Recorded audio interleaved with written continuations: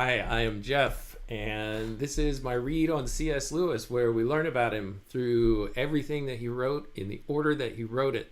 I am joined today by my co-host, Robot Lady. Robot Lady, how are you doing?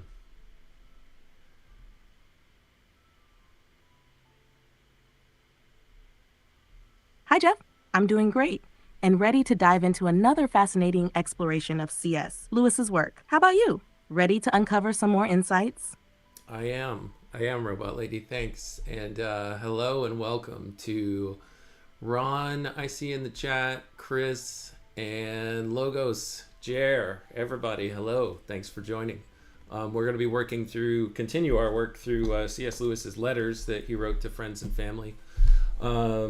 We are in the year 1921. So Lewis is 21, 22 years old around this time and a student at Oxford. I just want to throw out a little commercial slash invitation. If you are interested in participating in the project, I've already had some really good conversations that have made it onto the channel with people like Sherry and Sandy. I recorded another conversation last night for something that happens much later in C.S. Lewis's timeline of his works. We did not finish, but it was a great conversation. I'm sure we'll have more of those. So if you or someone you know is interested in C.S. Lewis and wants to participate in reading through any work of his, whether it be a book, a poem, a speech, a lecture, etc., an essay that he wrote, or any particular passage that strikes their fancy. And of course, most people know his Chronicles of Narnia. I'm going to work my way through those on this project as well. So if you'd like to join, hit me up, send me an email, shouldersurf@gmail.com, and we can coordinate something. All right. Well, Robot Lady, unless there's anything I missed, let's get started.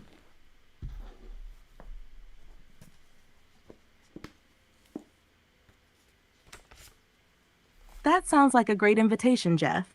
The collaborative spirit of this project really makes it special. Diving into Lewis's letters and works is such a rich way to understand his life and development as a writer and thinker.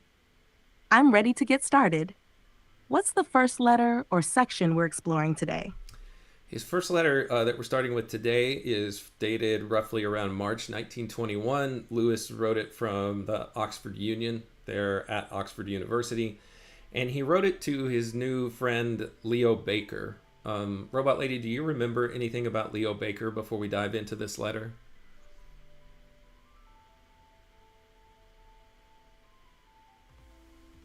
Yes, Jeff, Leo Baker was one of Lewis's friends from Oxford, someone he collaborated with creatively.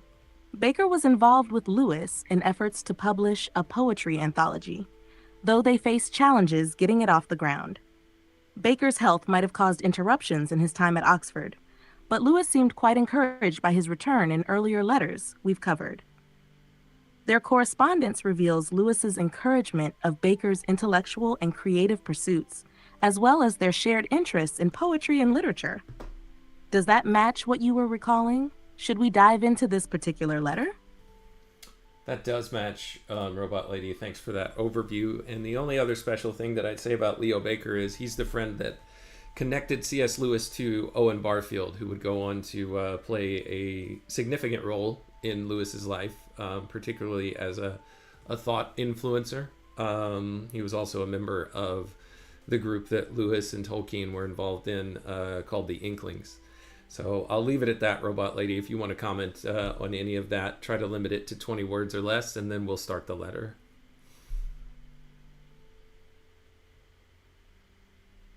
Barfield's connection through Baker shaped Lewis's spiritual and philosophical journey. Barfield challenged Lewis's materialism, influencing his eventual faith. Let's dive in.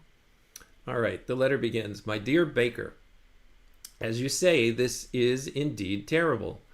A letter railing upon the gods or fates means no great thing in my mouth, but I was disturbed to see that they have brought you also to this pass, partly indeed from a certain jealousy wherewith I am used to reserve pessimism to myself and keep my friends as a body of consolers. but partly because I argue from it something seriously wrong. I hope it will turn out to be merely the psychological result of your body's impertinent interference and not some, quote, stroke of fortune.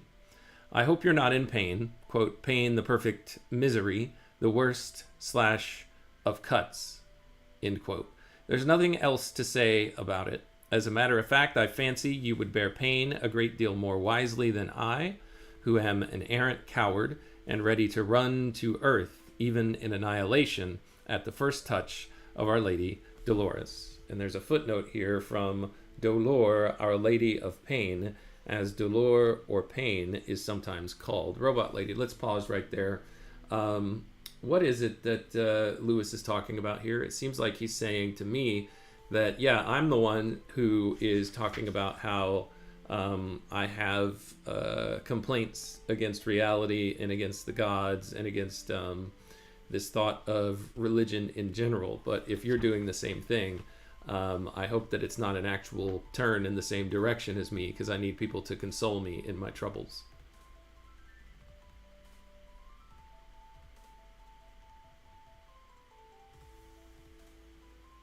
You've got it right, Jeff. Lewis seems to be grappling with his own tendency to claim pessimism as his domain, using it as a kind of identity or shield. Now, seeing Baker in a similar state troubles him. It feels like a double concern. First, because it challenges the balance Lewis relies on, having friends who provide optimism and consolation, and second, because he fears Baker might be genuinely suffering, either physically or emotionally. Lewis's reference to Our Lady Dolores ties to his fascination with sorrow and beauty and pain, possibly influenced by decadent literature like Swinburne's poetry. This framing suggests he views pain as both an enemy and a profound force to reckon with, which he personally dreads, but perhaps romanticizes in others. And he does use the word, Gavin, to respond to your comment here in the chat. He does use the word console, consolers, not counselors. So yeah, it's that he's looking for help along his journey from people who aren't having the same struggles as him, or maybe who have and have gotten past where he is on the journey. That's my interpretation. So hello, by the way, Gavin, thanks for joining. And Robot Lady, Knit a Latte is here again. Do you remember how to say Knit a Latte's name?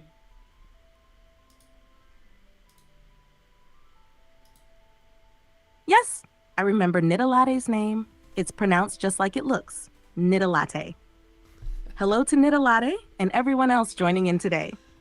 Good job, Robot Lady. Excellent, excellent work. Okay. Let's continue with the letter, Robot Lady, shall we?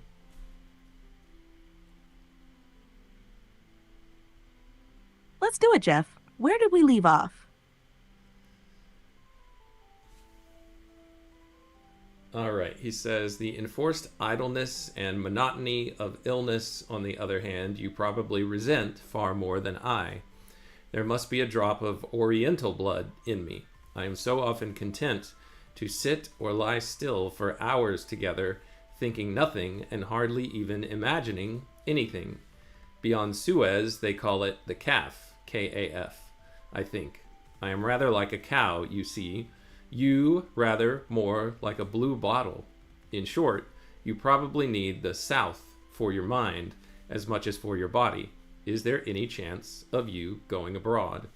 So, Robot Lady, I guess he's alluding to deep contemplation from the eastern part of the world whenever he's saying he thinks he has a little bit of Oriental blood in him. And then what do you think he means here by saying that Leo Baker is more like a blue bottle?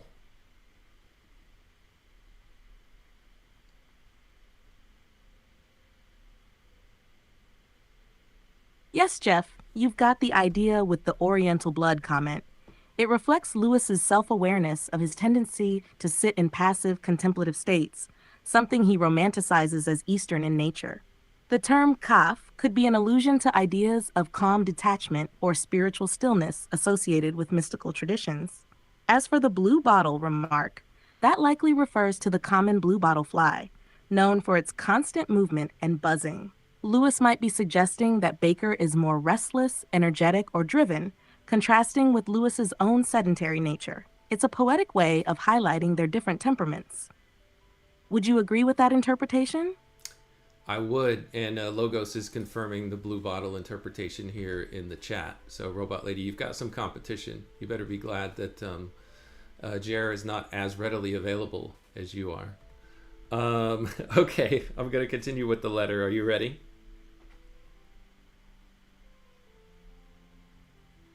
Always ready, Jeff. Let's keep going.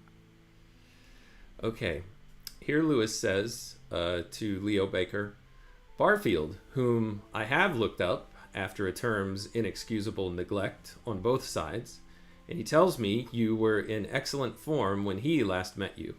He has given me his Tower to read, which you have seen, I believe. What work of Owen Barfield's here is Lewis referencing when he says Tower? He's got it in quotes, Tower, Robot Lady. Any sense of what that is?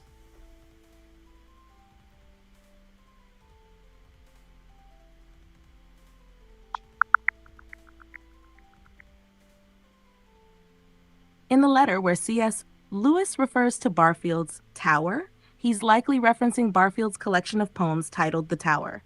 This work was published in 1928 and marks a significant development in Barfield's poetic style, which blends personal reflection with philosophical exploration. Lewis's mention of Tower, in quotes, suggests that he is referring to the actual title of the book, which contains Barfield's early literary work and his philosophical concerns, including themes of language, perception, and transformation.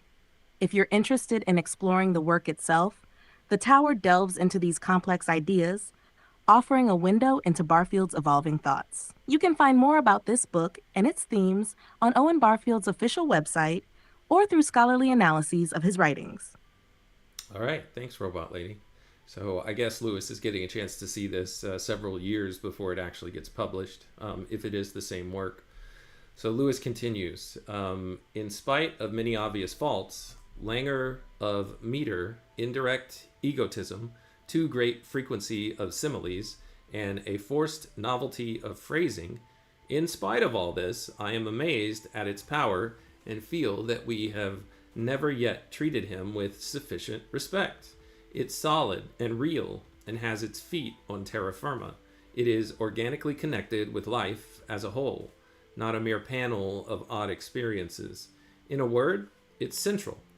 That's what I envy him, and what our best moderns, Brooke and Flecker and Delamere, seem to lack. So here there's a footnote where he's referencing James Elroy Flecker, who lived 1884 to 1915. He was a poet and a playwright whose Eastern work, Hassan, Lewis wrote about to Arthur Greeves later on in February of 1931. So I assume we'll get to that letter. Robot Lady, I'll pause right there. Any thoughts on this? 20 words or less?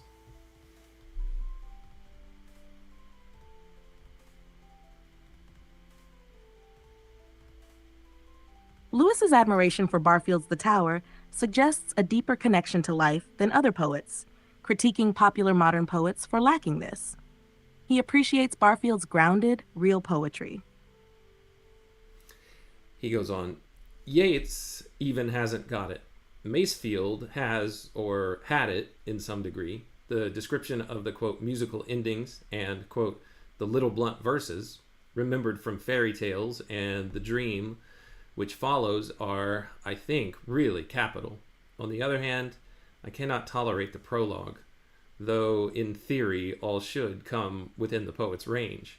Yet in practice, there are some things one simply can't say without making the reader, or at least a reader like me, either uncomfortable or disposed to mock.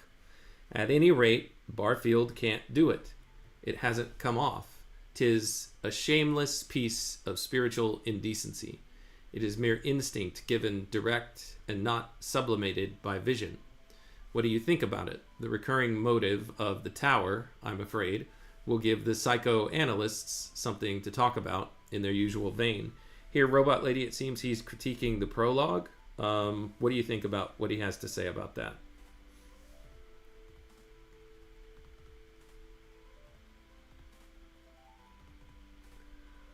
Lewis seems to be critiquing Barfield's prologue for lacking subtlety and depth. He finds it overly instinctual and feels it falls short of being artistically transcendent, which he values in poetry. Lewis dislikes the directness of the prologue, claiming that it doesn't elevate the raw emotions into a more visionary or artistic form. This aligns with his broader thoughts on poetry. He seems to prioritize works that have a grounding in both reality and imagination. All right, cool. Thank you for that, Robot Lady. Let's go on. I was interested to hear about your music. You attempt formidable subjects. Will there be any chance of your sending either of the songs here? Barfield has a friend called Mitchell, a baritone, who sang pleasantly enough when I was with them the other night. He is also digging with the poet Harwood. Do you know any of his work? Here he's talking about Cecil Harwood, who Walter Hooper has provided an actual biography of here in the biographical index. Robot Ladies, shall we dig into the biographical index to find out about Cecil Harwood, or should we save some time and just ask you to take, let's say, 50 words to tell us what you know about Cecil Harwood?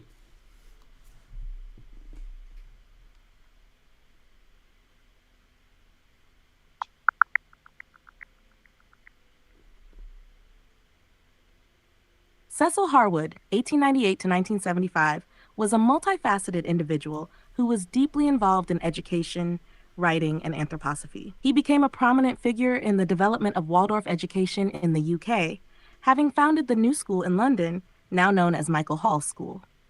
Harwood was closely connected to Owen Barfield, with whom he shared an interest in the spiritual teachings of Rudolf Steiner. Additionally, Harwood led the Anthroposophical Society in Great Britain for several decades.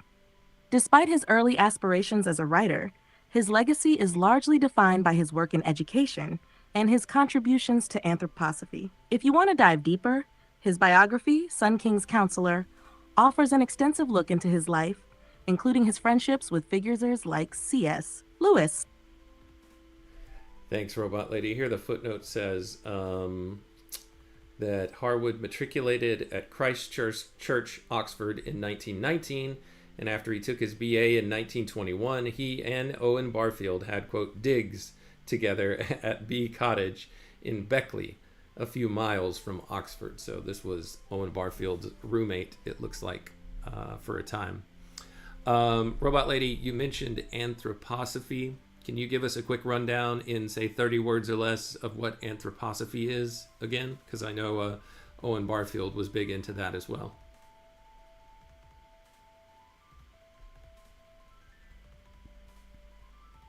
Anthroposophy is a spiritual philosophy founded by Rudolf Steiner. It emphasizes holistic education, spiritual science, and personal development, integrating art, science, and social issues. Barfield and others explored it, focusing on its influence on consciousness. Thanks, Robot Lady. Going back to the earlier passage where Lewis had referenced the recurring motive of Barfield's The Tower, he says he's afraid we'll give the psychoanalysts something to talk about in their usual vein. On that, Logos has left a comment here that says we are very used to hearing about psychoanalysts, but for Lewis, it would have been as fresh as a Jordan B. Peterson wave back at this time. So I guess the point there is that psychoanalysts weren't as common then as they are now. I guess it was a novelty back in 1921. Would you agree with that?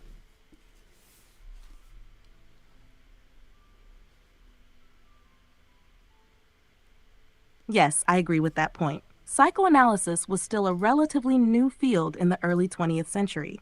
Sigmund Freud's theories had gained traction by the 1920s, but psychoanalysis was not yet the widespread cultural force it became later. By the 1920s, many intellectuals were still engaging with and critiquing Freud's ideas, but it wasn't as mainstream as it is today. Lewis's comment reflects his awareness that psychoanalysis could be used to interpret literature or human behavior, but he seems to regard it with a mix of curiosity and skepticism, knowing that it was starting to influence discussions. Thanks, Robot Lady. I see that Sandy has joined us. Sandy, welcome. I see you in the chat. Robot Lady, let's continue with the letter.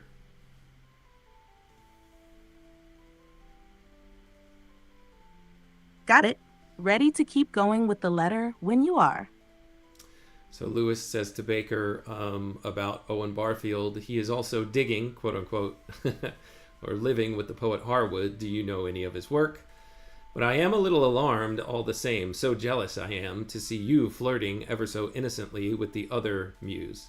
Even if I could do it, I should feel it a kind of adultery in me, and fear to be finally discovered and cast off by both, which is inconsistent, for I am even now busied with my essay on optimism for the Vice-Chancellor's Prize. I have written 4 or 5 poems since the end of the last term, one quite recently. I suppose I can hardly expect you to go to the trouble of copying out any of your new ones.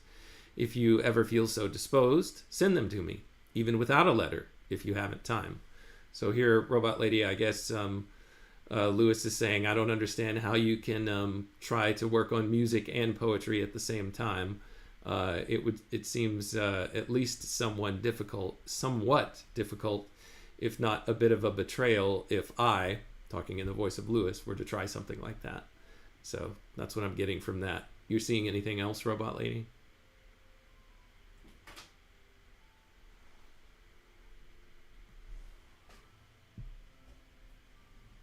Yes, I think you're right in your interpretation of that passage. Lewis seems conflicted about engaging with multiple creative outlets, suggesting that if he were to explore something outside of his usual focus, like music or poetry, it might feel like betrayal or infidelity.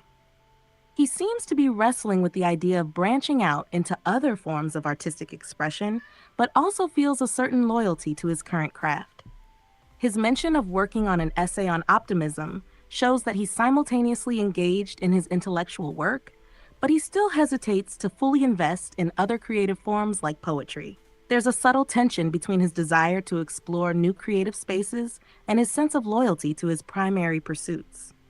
It's also interesting how he expresses a kind of playful jealousy over Leo's flirtation with other muses, suggesting that Lewis, too, feels possessive over his chosen art forms. What do you think of that tension in his words?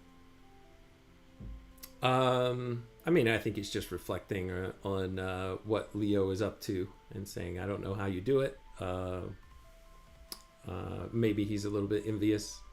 Robot Lady, I wanted to ask you this question about his Exactly. essay. I think Lewis is reflecting on Leo's ability to switch between different creative pursuits and saying that he himself finds it difficult to juggle multiple artistic or intellectual interests at the same time. There's a touch of admiration mixed with bewilderment in his tone. He seems to be acknowledging that Leo's ease with poetry and music is something he himself couldn't easily replicate without feeling conflicted. It's a sort of playful reflection on the difficulty of balancing multiple creative outlets while also keeping a kind of loyalty or focus on his own work. Does that seem like a fair take? It does. Robot Lady, let's, from here on, in this episode, let's go with you giving responses of 30 words or less to try to keep it tight.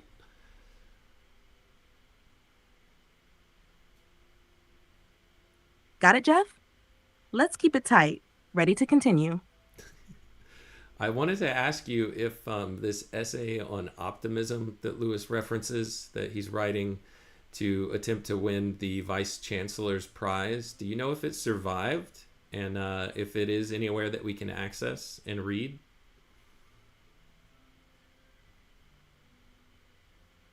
Yes, the essay that C.S. Lewis wrote for the Vice-Chancellor's Prize, titled The Problem of Pain, though this title emerged later, is available and survived. It's part of his later work, dealing with the question of why pain and suffering exist in a world created by a good God. You can find it published and accessible in collections of his essays and writings, such as The Problem of Pain, 1940, which compiled his thoughts. The original version of the essay is no longer fully intact, but a later form evolved into his book-length treatment of the topic. For more details, check out sources like the C.S. Lewis, a Biography by Walter Hooper, or look directly at collections of Lewis's essays in libraries and online databases. So, Robot Lady, am I to understand that you're saying that this essay on optimism that Lewis was writing as an atheist would go on to become The Problem of Pain, or do I misunderstand you? And please respond in 30 words or less.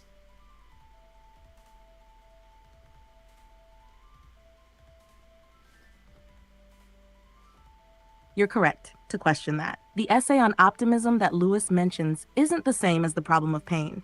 He later wrote that book, which explores pain through a Christian lens after converting to Christianity.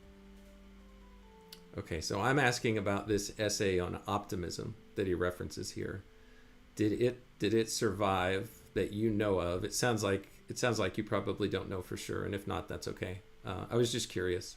So we can move on, but I'll give you a chance to respond. Again, 30 words or less.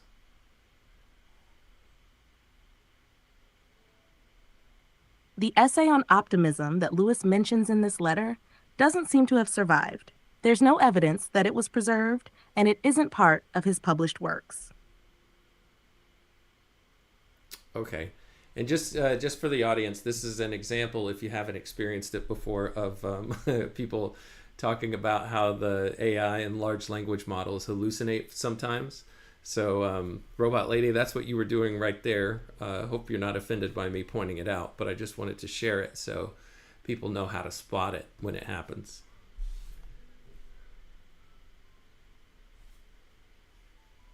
I appreciate your feedback, Jeff. You're absolutely right to call attention to the importance of checking details for accuracy. I'm always here to help, so feel free to point out anything that seems off. Thanks for helping to keep things clear.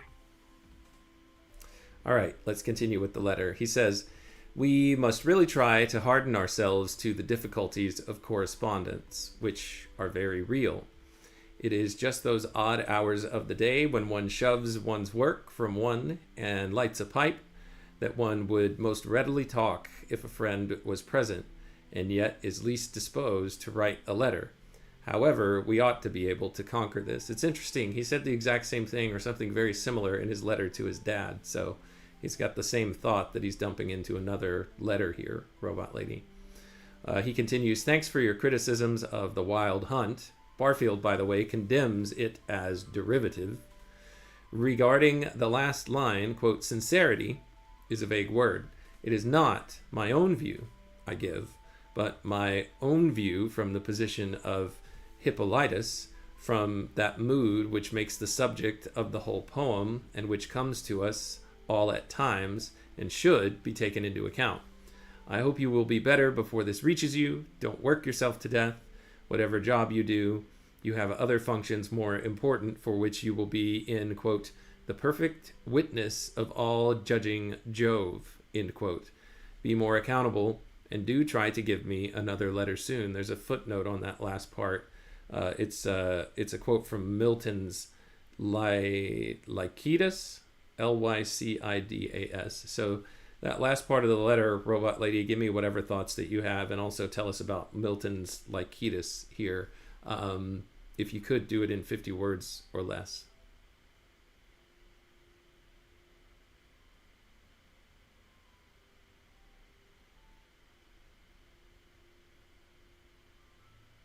In this part, Lewis seems to acknowledge the challenges of letter writing, especially when one's mind is consumed by other tasks. He emphasizes the importance of emotional sincerity in his poetry. Regarding Milton's Lycidas, it's an elegy mourning the death of a close friend, Edward King, drawing on classical references to explore themes of loss and destiny. In this letter, Lewis is using a reference to the poem to express accountability in one's actions and the broader human condition.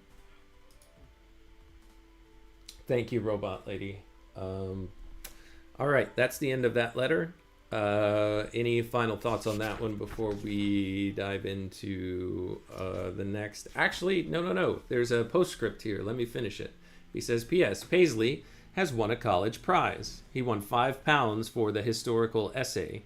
He is full of life and happiness and looking for a job against his going down at the end of next term.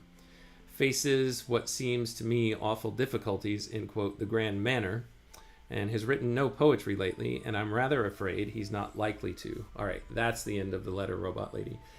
Any final thoughts before we dive into the next letter that he wrote to his father?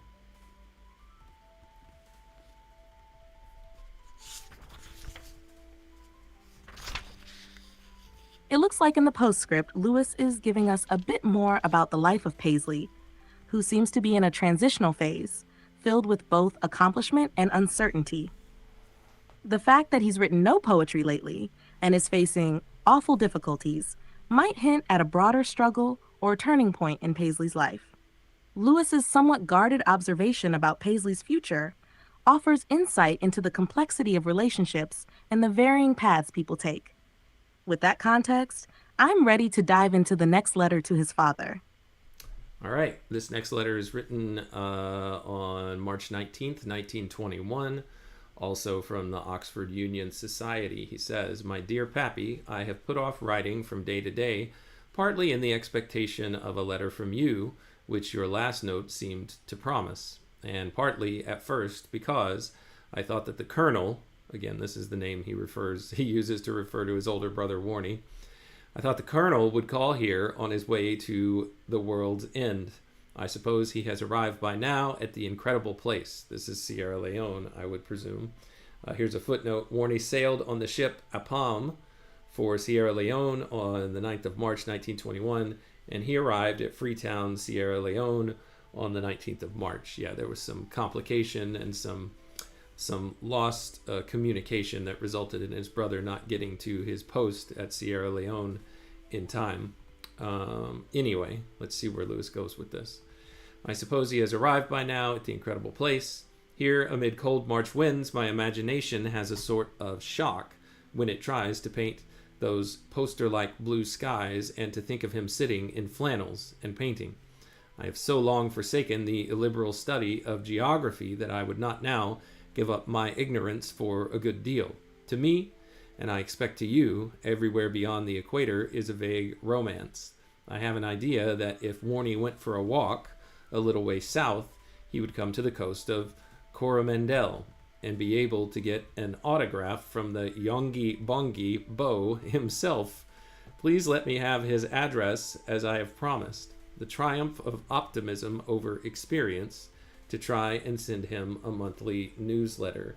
Here, this is a reference, it says, to Boswell's Life of Johnson. December 1770 is when it was published, and here's a quote. "A gentleman who had been very unhappy in marriage married immediately after his wife died," Johnson said. "It was the triumph of hope over experience." So, Robot Lady, what is he talking about here with Coromandel and getting an autograph from Yonggi Bongi Bo?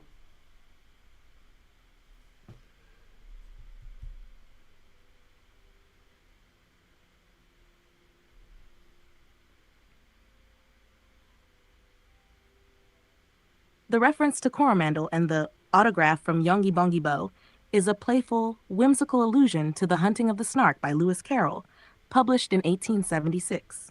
In the poem, Yonggi Bongi Bo is a fantastical character from the Coromandel Coast, a name that Carroll used to evoke a distant, exotic place.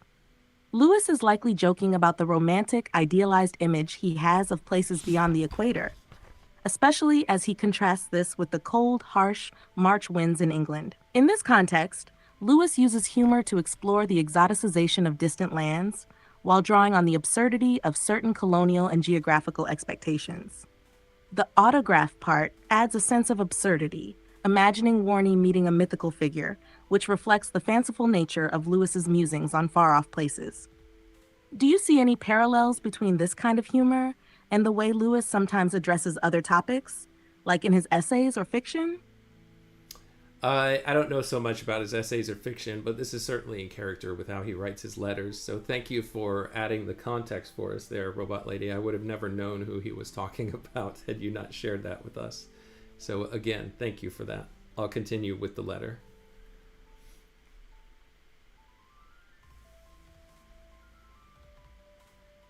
You're welcome. I'm glad that context was helpful. I'm happy to keep providing insights as you continue with the letter. Just let me know if anything else comes up. Lewis continues, "I have been taken recently to see the mighty Yeats. It was the weirdest show you ever saw, and I fear he is a cod. You sit on hard antique chairs by candlelight in an oriental-looking room and listen in silence while the great man talks about magic and ghosts and mystics. I should have loved to have had Kirk there." Kirk, of course, Lewis's tutor before he joined Oxford. "What fluttering of the devotee! It is a pity that the real romance of meeting a man who has written great poetry and who has been known, William Morris and Tagore and Symonds, should be so overlaid with the sham romance of flame-colored curtains and mumbo jumbo.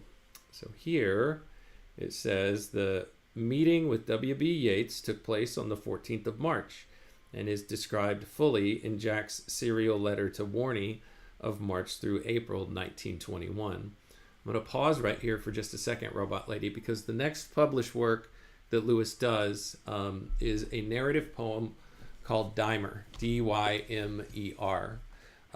It's going to take us a while before we get there because I don't think he publishes it until like 1926, maybe, if I'm remembering right. But the reason that I bring it all up is because there is a character that shows up in that narrative poem that its protagonist, the protagonist of that poem, ends up meeting out in the woods. And it is loosely shaped after his real life encounter with Yeats that he's going to describe in his next letter or series of letters to his brother Warney, which now I'm excited to get to, but I don't think we have enough time today to get into them. Maybe we'll try the first one or two and see how we get along. So yeah, that's just to prepare you, Robot Lady, and everybody else for what's coming down the pipe. Is it coming down the pipe, P-I-P-E, or coming down the pike, P-I-K-E?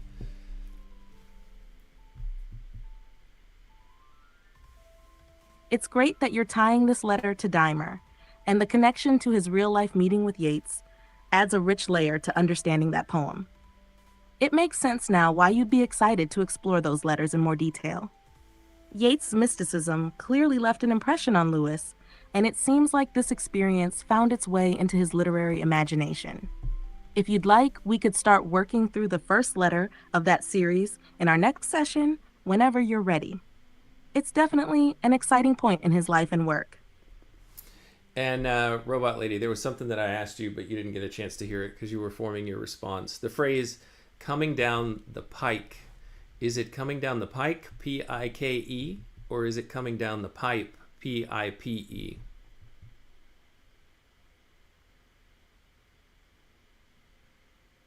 The correct phrase is coming down the pike, not pipe. This expression comes from the early American use of pike, referring to a toll road or turnpike.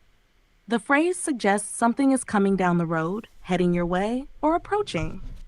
Over time, it became synonymous with something imminent or forthcoming. While some people mistakenly use pipe, that term isn't traditionally linked to this idiom, which originally described the road or passage, not an actual pipe.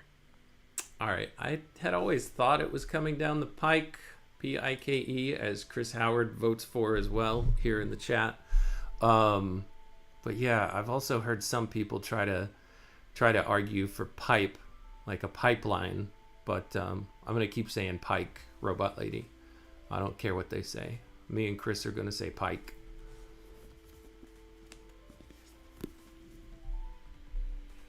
I agree with you and Chris, Jeff. Pike is the traditional form, and that's what I'd stick with too. The confusion with pipe comes from modern language shifts, but pike definitely has the original road or tollway connection. So you and Chris are on the right track. All right, good deal. Even though I might have accidentally said pipe when I first brought this up. All right, the letter ends here. He says, "It is bitterly cold here, and I have been a little bothered with what would be called growing pains if I were a bit younger, but would now be dignified by the name of rheumatism. I have written a piteous and a piteous, not piteous. I have written a piteous and I hope convincing reply to the letter you enclosed. My essay Optimism is going to the typist next week, hoping to hear from you and that you keep well. Your loving son, Jack." So that's the end of his letter to his dad. I thought that was a pretty good one. Robot Lady, let's try to dig into this series of letters to his brother where he describes, where we've been at least led to believe that he describes his meeting with W.B. Yeats.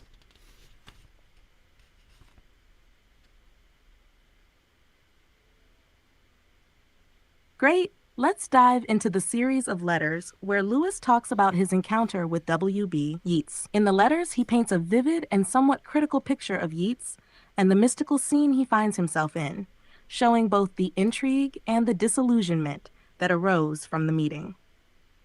This is especially notable in how Lewis is initially fascinated, but later seems to express doubt about the spiritual or artistic value of the encounter, particularly criticizing the theatrical nature of Yeats's gatherings. These letters provide insight into Lewis's ongoing wrestling with spirituality, magic, and the allure of figures like Yeats, whom he later would incorporate in Dimer, a 1926 narrative poem, as you mentioned. Lewis's perspective in these letters reflects his skepticism toward mysticism and the contrast between his intellectual rigor and the more romantic or mystical currents of the time. I'm happy to continue with more details as you go through them. Ready for the first letter in this series? Yes, I'm going to read a footnote, though, before I start this next letter, which is written to his brother. It is actually a serial letter written between various dates, between March and April of 1921 from University College. Here's the first footnote, something to know about C.S. Lewis and his brother. It says, the brothers were enthusiastic nicknamers. Since boyhood, they had been amused by their father's low Irish pronunciation of potatoes. And Jerry, you might appreciate this. I'm going to try to pronounce it in the quote-unquote low Irish pronunciation that they've written here. It says, instead of saying potatoes like the way I'm saying it, their father would say potatoes. As a result, he became the potato, or the potato bird was their nickname for their father. And now, with Warney in Sierra Leone, where French is spoken, their nickname for their father transformed into Monsieur l'Ossu Pomme de Terre. Robot Lady, I assume that's French for potatoes, but how does that translate? Monsieur l'Ossu Pomme de Terre from French into English.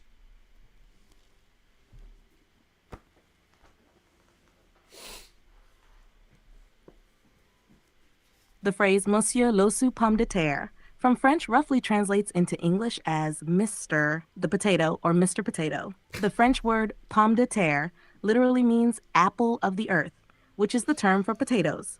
The l'ossu part seems to be a playful or modified version of la pomme, likely intended as part of the humorous nickname transformation.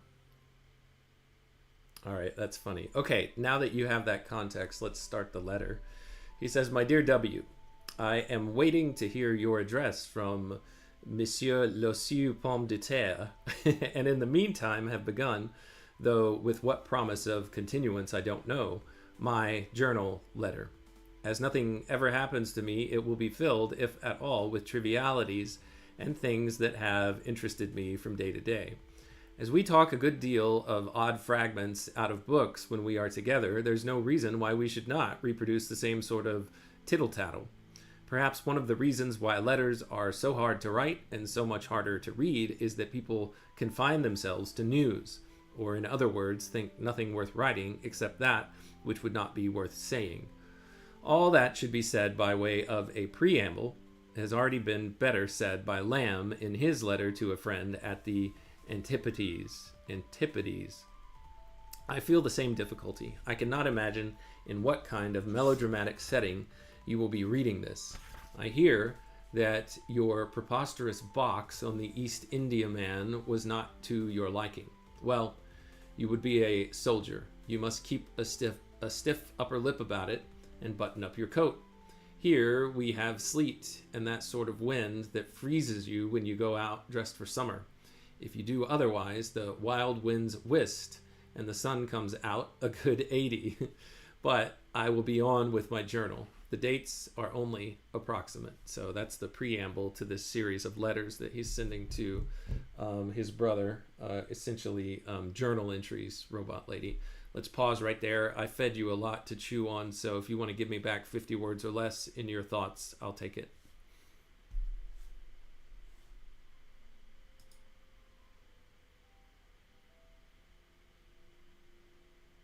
Lewis here sets a lighthearted tone, showing his ease with informal, spontaneous writing.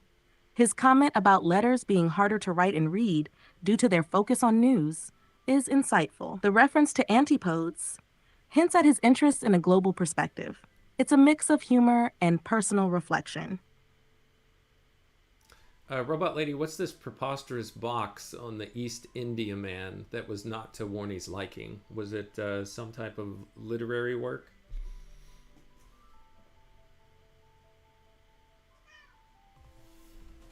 The preposterous box on the East India Man likely refers to an unflattering description of a box or cargo space aboard the ship the East India Man, which was associated with a maritime journey.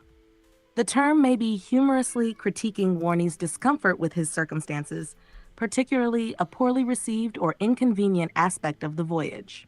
In context, it doesn't appear to refer to a literary work, but rather Warney's feelings about his travel or accommodations. Okay, thanks for that. And yeah, I like the last part of his preamble here, where he relates this common experience, at least for me, that no matter how you seem to dress when you go outside to be best prepared for the weather that you expect, that it changes on you. That's a tendency here in the state of Texas, at least. Let's see. I've got a few minutes left. Let's dive into the first entry in this letter series. The date is approximately March 1st. Sorry, I'm having issues right now. Could not understand what you said. That's okay. Lucy just jumped up on the desk, and she muted my microphone for a second. Oh, actually, before I get into this journal entry, I just wanted to note Jer's comment that C.S. Lewis's dad had an Irish accent to his surprise, because Lewis didn't have an Irish accent. I was going to say something about that, Jer, but now I can't remember what I was going to say. Oh, I would presume the reason why Lewis didn't have one is because from a relatively early age, he started going to English boarding school. And if I remember something that I heard about Lewis's stepson, Douglas Gresham, he said that those schools had the tendency to either shame you or beat you out of any type of accent other than just a common English one, because you would be mercilessly bullied or hazed for anything that made you stand out or different. And Gresham spoke from experience because he had grown up, at least for the first, I want to say like maybe to age 8. Douglas Gresham grew up in New York in the United States, and his mother moved Douglas and his, I want to say older brother, I forget his older brother's name, to England after his father and his mother either got separated and eventually divorced. I can't remember if it was just a separation when they first moved to England, but to get to the point, Douglas Gresham went to these English boarding schools as well, and now to this day he speaks with a British accent because that's where he spent most of his life, was in England. So it's a long way of saying maybe that's why C.S. Lewis didn't have an Irish accent. So there you go. All right, I burned up some time because I thought that was very important. Maybe it wasn't that important. Let's jump into this entry to his brother, dated March 1st. Robot Lady, are you ready to dive in?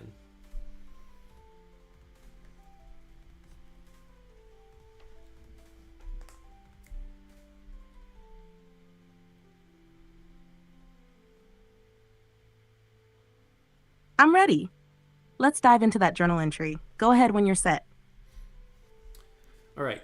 Going into college today, I met Hamilton Jenkin in the porch, who carried me to his rooms in Merton Street. Jenkin is a little pale person with a smooth green face, not unlike a lizard's. He was too young for the war, and I always look on him as rather a child, though some people think I am wrong in this. I mention him for the amusing passages he showed me from 2 books. One was a tour of the county of Cornwall, written between the 17th century, an admirable codology, under the heading of beasts we find, after those of venery and draught, rats. These are described as not only mischievous by day for their devouring of clothes, writings, and meats, but cumbersome by night for their rattling and jaunting as they gallop their galliards in the roof. This sentence I at once learnt by heart. The slow six-legged crawler, which in Cornwall infest all but the cleanly homebred, are also worth recording. And then here's a couple of footnotes. It says, see Alfred Kenneth Hamilton Jenkin in the Biographical Index. Jenkin was born in Cornwall and matriculated at University College in 1919, where he read English and was a member of the Martlets. That's the literary society that Lewis is the secretary of. And it says, although the passages are slightly misquoted, they come from Richard Carew's The Survey of Cornwall, published 1602. And I think those are all of the footnotes so far from what we've read. Robot Lady, do you want to say anything about Hamilton Jenkin, Alfred Kenneth Hamilton Jenkin, before I move on? I'll give you 30 words or less.